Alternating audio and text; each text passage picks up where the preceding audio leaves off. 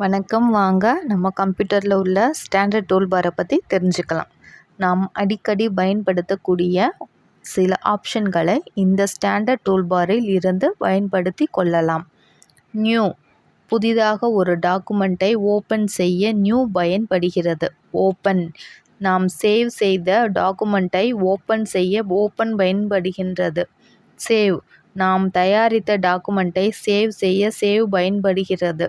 Print, நாம் தயாரித்த டாக்குமெண்ட்டை பிரிண்ட் எடுக்க பிரிண்ட் பயன்படுகிறது. பிரிண்ட் ப்ரிவ்யூ, நாம் உருவாக்கிய டாக்குமெண்ட்டை பிரிண்ட் எடுப்பதற்கு முன் அதனை ப்ரிவ்யூ செய்து பார்க்க பிரிண்ட் ப்ரிவ்யூ பயன்படுகிறது. ஸ்பெல்லிங், நாம் உருவாக்கிய டாக்குமெண்ட்டில் உள்ள பிழைகளை சரி செய்ய ஸ்பெல்லிங் பயன்படுகிறது.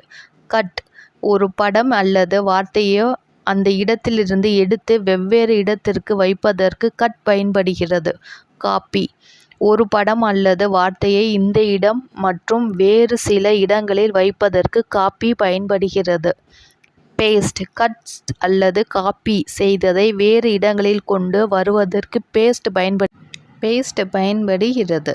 நன்றி.